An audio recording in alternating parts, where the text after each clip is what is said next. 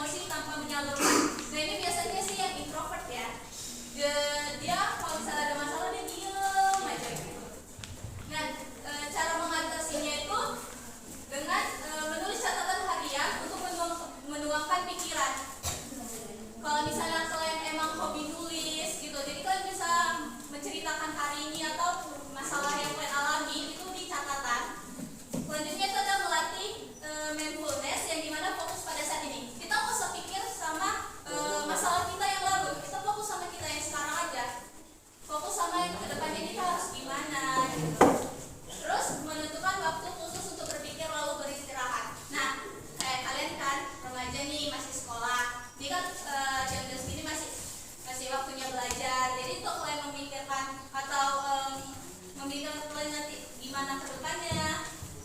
Itu nanti kayak kita menentukan waktu, misalnya di jam 8 malam kayak sampai jam 9 itu berpikirlah kita gimana ke depannya.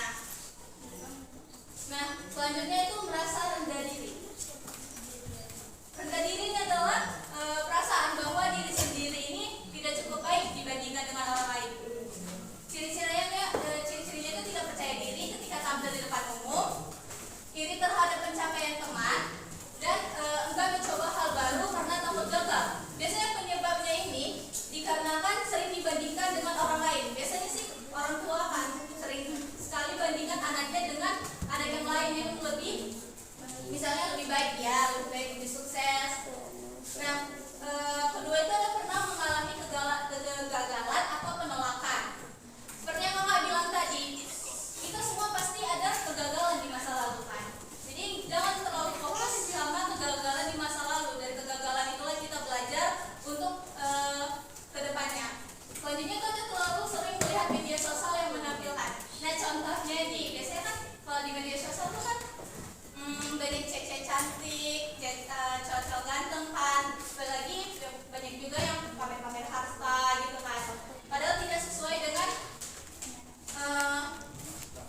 diri kita sendiri. Jadi kita merasa rendah diri, wah dia kok bisa cantik ya, kok aku gak bisa gitu. Nah, cara mengatasinya itu menyadari dan mencatat kelebihan diri. Nah, kita sadar kalau kita itu sebenarnya bisa selalu bersyukur gitu. Seharusnya kita selalu bersyukur dengan keadaan diri kita sendiri. Gak semua orang harus bisa.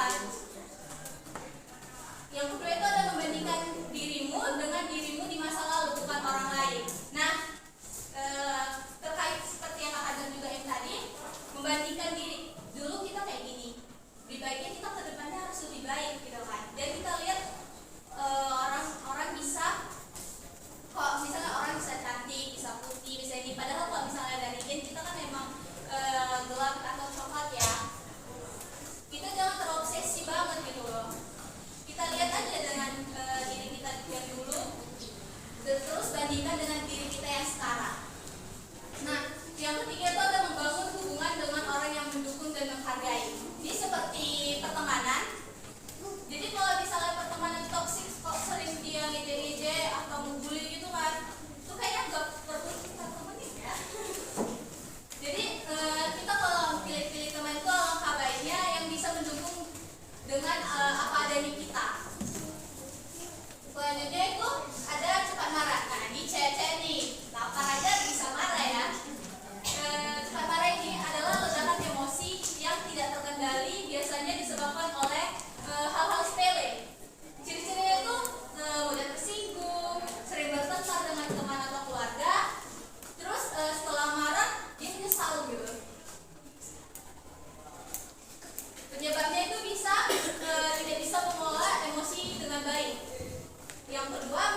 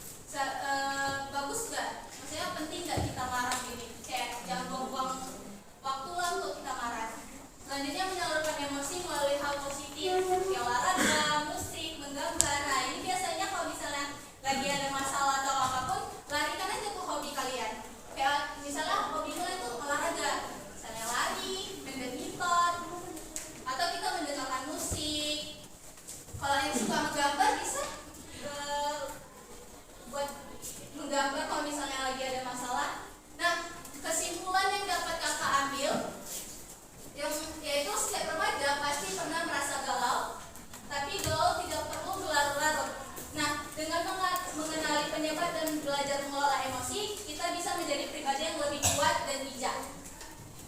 Ingat,